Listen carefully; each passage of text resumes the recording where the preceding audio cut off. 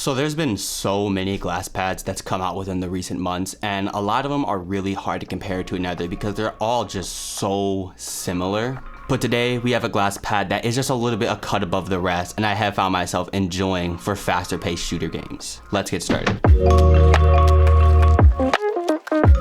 Yo, what is going on everyone? Welcome back to another video. Today we're going to be going over the GLSSWRKS Kazemi and all my thoughts and opinions around this mouse pad and if I think it's worth picking up over anything else. This mouse pad is set to release within the next day. I believe it does come out on the 10th. It is a limited drop and they do have a dark Kazemi which comes in a different color scheme, just black and white. So if you're watching this review after the release date and you've missed the drop of the mouse pad, make sure you're looking for a nice, decently priced, high quality version of the pad on the used market.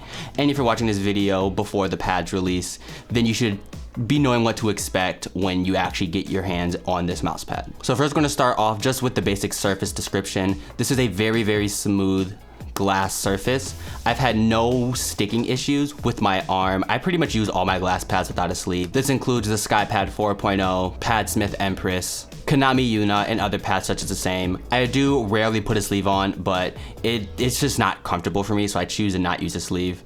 And the Kazemi is just really good without a sleeve. I've had no arm sticking issues personally, and it's been a completely smooth experience. The base is using a silicone base. This is very similar to what a lot of pads are doing now, like the Superglide, the Yuna, the SkyPad 4.0. They're all doing silicone bases now. They're all just doing their own imprint on the bottom.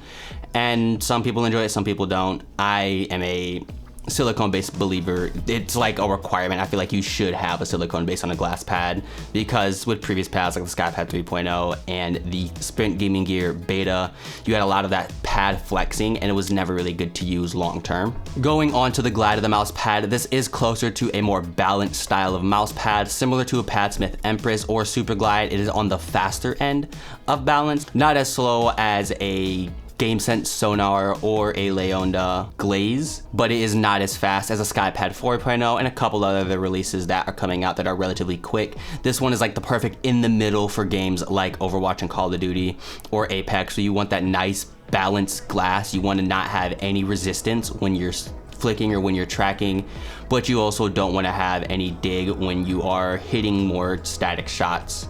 One of the biggest questions I do get asked is what are my favorite skates to use on pads like glass?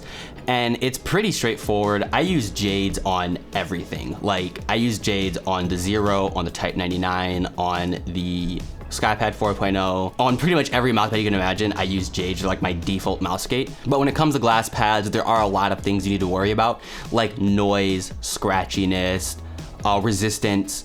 And I found that Jades do work really well, but Obsidians are just kind of like the go-to for glass pads. And if you're looking at getting a glass mouse pad, I would really look into getting something that is gonna last a long time, like the brand new Obsidian Airs from X-Ray Pad, or something like the TJX Plast X. While I am not personally a fan of the Plast X, some people have really enjoyed them and they're kind of designed specifically for glass, even though I don't like them at all. Now just doing a quick speed test with some of these skates, we're gonna be going over the Obsidian Airs.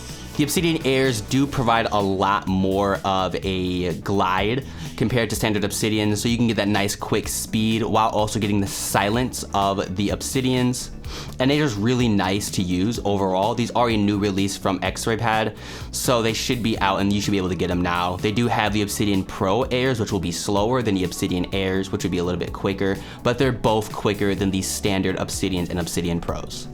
Next, we're gonna go on to Jades. Like I said, Jades are just my all-time favorite skates. They are a little bit more noisy on the Kazemi, but they're still really good, and I don't really mind the noise as I wear IEMs and they're kind of good at just blocking out all noise.